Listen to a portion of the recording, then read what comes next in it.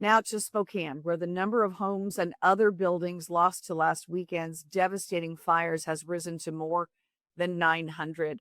And fire crews are saying they expect those numbers to go up. They've had some drones up and then, of course, been driving through neighborhoods trying to get a better mapping of just what those numbers really look like.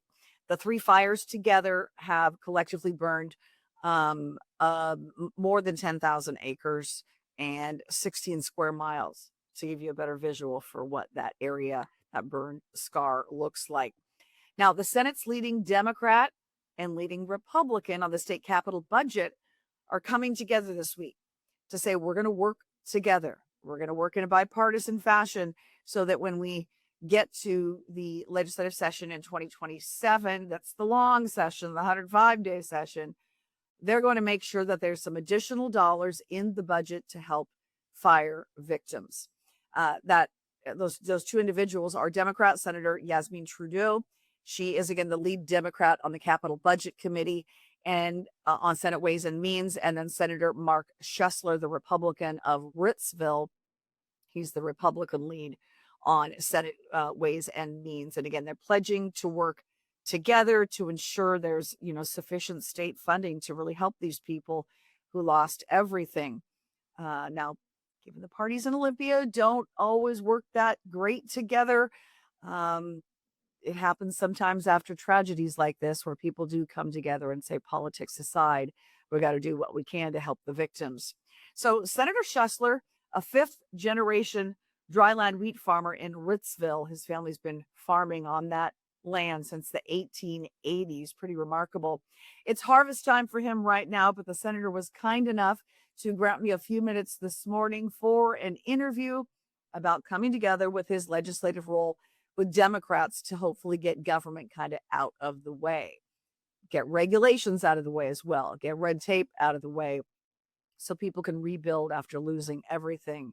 And in this little video clip, I think you'll find this charming, if you will. His grandson goes by on a combine in the field behind him while we were talking. Check this out. We have the ability to come in and provide support to the capital budget. I think there's port projects that can wait while we take care of conservation and people's homes. But really what we've seen in the fires in the past years, government is the problem. You need to get tested for asbestos, tested for where you haul it to. Getting a building permit is hard enough for a planned development. Try getting a building permit to replace your family home. So there's a bureaucracy that needs to join budget writers like myself and Senator Trudeau in getting rid of the red tape, getting people back in their homes. Now, one of the concerns we'll be talking about in the weeks and months to come with this rebuild effort in the fire zone are all of the building codes, which have dramatically changed in our state since most of these homes were built, right? So we've got all these clean energy mandates. We've got the State Building Code Council actually right now in the middle of taking public comment ahead of updating the energy code. So a lot of those mandates center around electrifying everything and getting rid of natural gas. And it drives up the cost of building a new home by tens of thousands of dollars. So that's a concern that Schoesler said he hopes they can address in the upcoming legislative session.